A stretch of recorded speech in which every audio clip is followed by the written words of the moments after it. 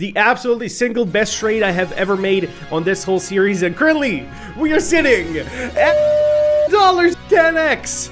We are sitting at a 10x. Disclaimer: even after all the research, everything I say in the video is just my personal opinion. Never invest money you can't afford to lose. Roll the video. Well, I did it, ladies and gentlemen. I freaking did it finally. 268% of profits in only one trade. This is only episode 2, and we're almost 10x from $10. So that means that by the end of this episode, we're gonna be at almost $100. That is, not only is that good, that is freaking amazing. I'm so happy, I'm ecstatic. I think you can see it in my face. Bitcoin has absolutely smashed the 30K levels. It is testing the lower areas here right now, but we're gonna go over a full market analysis, what's going on, what's most likely to happen in my humble opinion, and also then I will show you all the trades I did to almost 10x from episode 1 to episode 2. This has been an amazing ride, ladies and gentlemen. I might actually do it this time. In only 2 episodes, 10x. We only need one more 10x,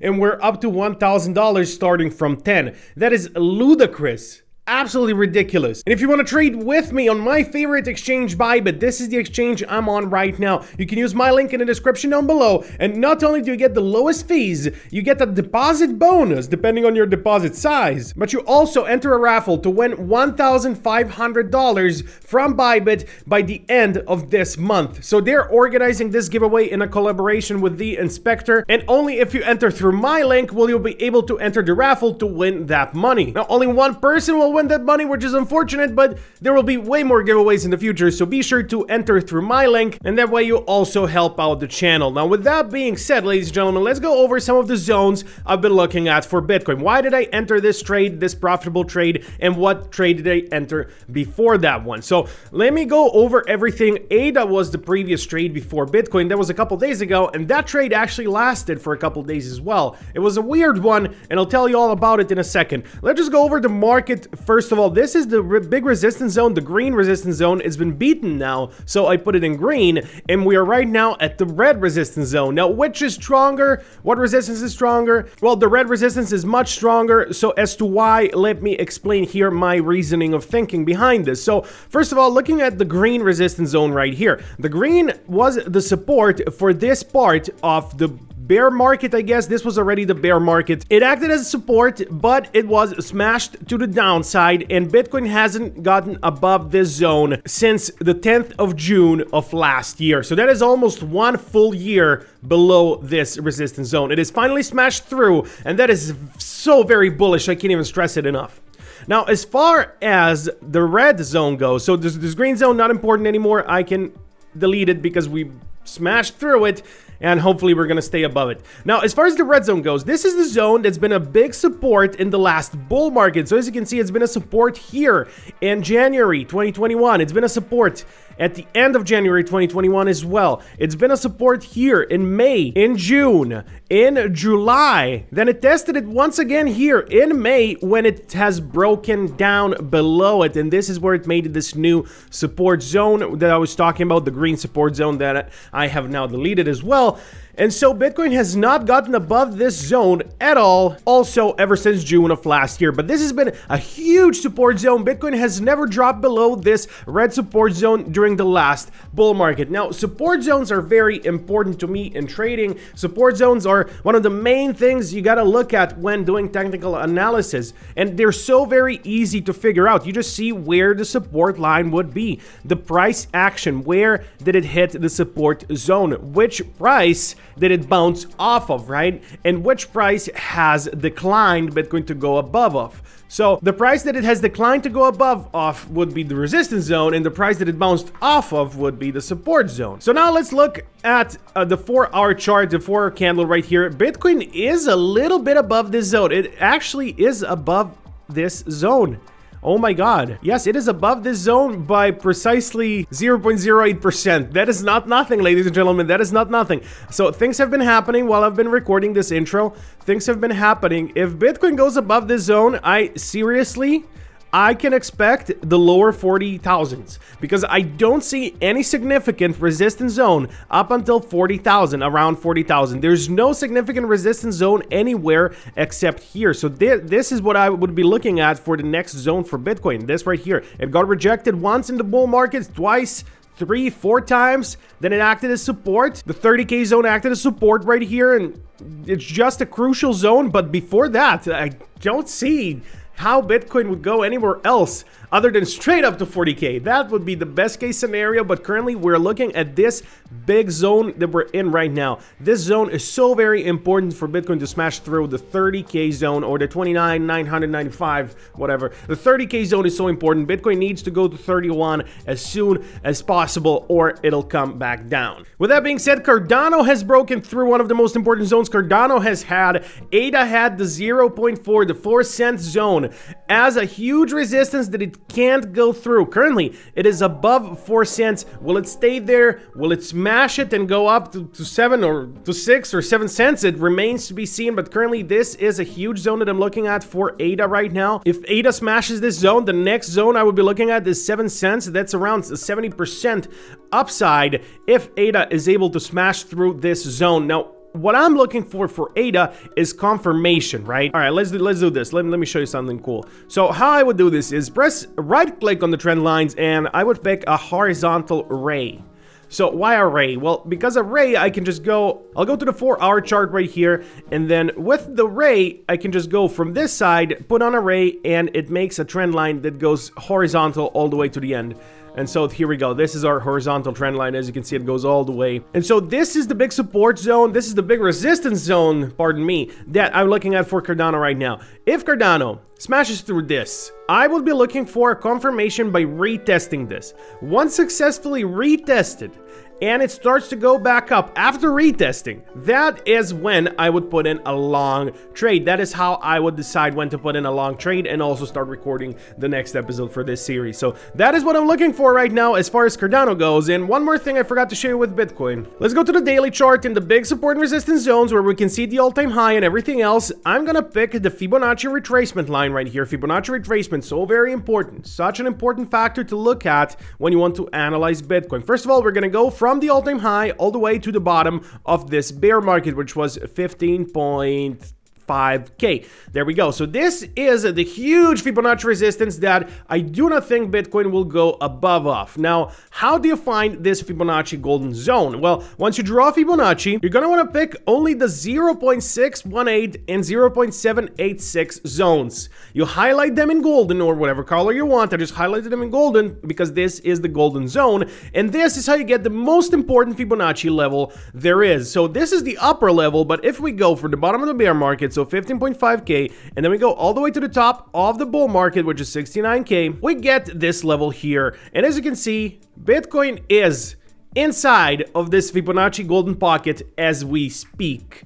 Now, it did almost not go through. As you can see, it did the bottom half of the Fibonacci retracement line, did act as support right here. Now, Bitcoin has gone up and above, and it is currently going to the upper side of the lower Fibonacci trend. So 36,100 is the upper level of the lower Fibonacci, and then we also have the upper Fibonacci right here. So Bitcoin can definitely stop in between these two. It's 40K, around 40K, where we have massive resistances. But from here up until 40K, the only real resistance we have would be this upper trend line of the Fibonacci. So that is 36K.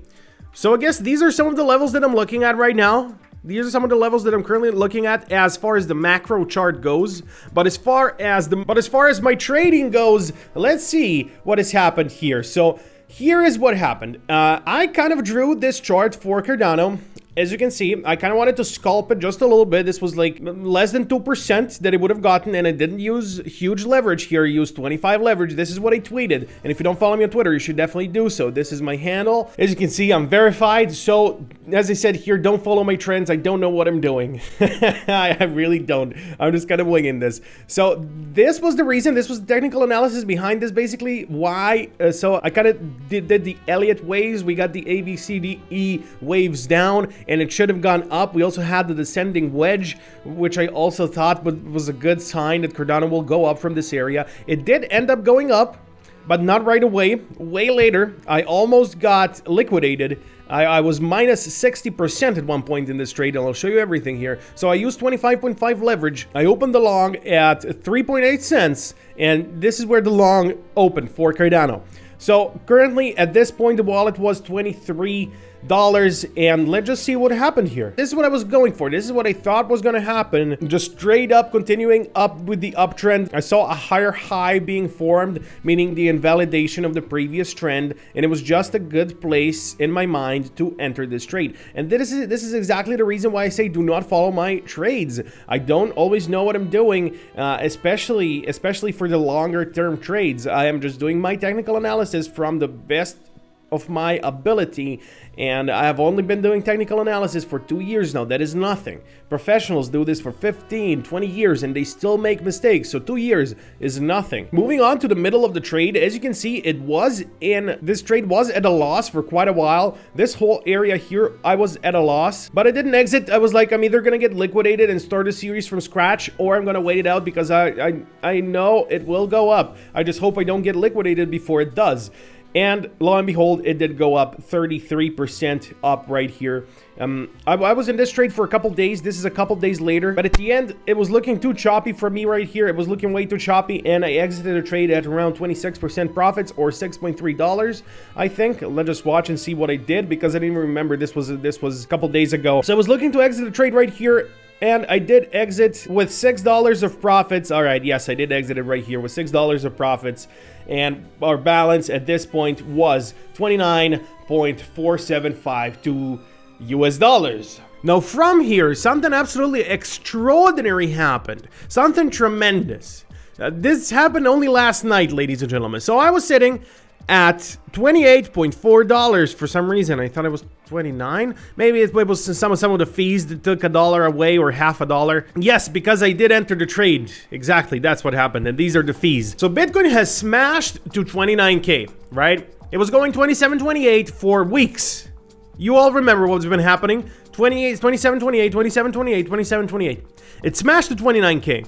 And in my mind, here is my train of thought as to what I thought was going to happen next. I was looking mostly at the volume, right? When I was entering this trade, I was looking at the volume. I've seen that the volume is growing stronger and stronger, while the price action is not decreasing, but it is not going up very, very fast. Now, that brings me to a simple conclusion, right? Then brings me to a very simple conclusion here. It is that the selling pressure is up, since the price is kind of staying still. But that is also a good thing, because that means that the buying pressure is also up, then, and the sellers will get exhausted very soon, and then the price will just skyrocket because the buyers will still be there, as long as we have green candles going on. That don't have to be big green candles, as long as the volume is going up. It's all looking good, right? And so that was my way of thinking. The volume was going up. I've seen Bitcoin on the lower time frames trying to go a little bit below, but making higher highs and higher lows.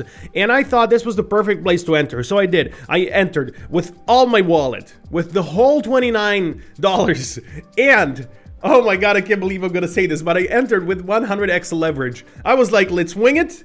We are very low at this point. $29 is nothing. I can make it back if I can start from scratch. It doesn't matter if I get liquidated. I'm gonna go all in for this one, because I have a very good feeling that this is gonna pan out good. I analyzed everything that I could analyze, and I entered the trade, and from here, all I could do is leave it in the hand of the gods. I did put a stop loss. I didn't want to be fully liquidated, because I wanted to leave the trade going throughout the night. And I also left a take profit area. I did leave a take profit area. If I didn't, I would have made over 300%, but I'm not mad about that. I'm very happy that I have the take profit area. It's very important to have the take profit areas so you don't miss out on potential gains, because yes, I can say, oh my God, I could have made 300, but I could have also been liquidated. There's no point in talking like that. I had a plan. I executed it to perfection. Could I have made more gains? Yes, I could have. Could I have lost everything? I guess I could have done that too. So I'm very happy with the result. So let's see what the actual result is now. So here is where I put my take profit area. I wanted to go around 30K, but then I was thinking there's a chance it might not even reach 30K. A lot of people will have take profit areas below that. So I'm going to put my take profit area also below that, because of this series. I want this to be a successful series. I want to get to $1,000. So with so much on the line with 100x, and with me losing half my wallet if this trade goes south, I just had to put in the take profit area, right? So this was my entry, and this is where I was looking at Bitcoin. I was looking and hoping and praying at this point. I did everything I could have done. I did my technical analysis. I put in the trade. I did maximum leverage, and I went to bed. I went to bed, ladies and gentlemen. I went to bed. I went to sleep with both my take profit and stop loss set in place, and I woke up an hour and a half ago. And I just picked up my phone as soon as I opened my eyes to see where Bitcoin is, and lo and behold, it's above 30K, meaning that my take profit area was hit. And that's only if the stop loss didn't get hit first. So let's check. Let's see what happened. Let me go here to trade history. All right. I opened my trade, and let's open the calculator for this one as well. So I did use 100 leverage. My quantity was 0.09 Bitcoin with the 100x leverage, of course. So now the entry price was 29,077. The close price, or my take profit area, was 29,859.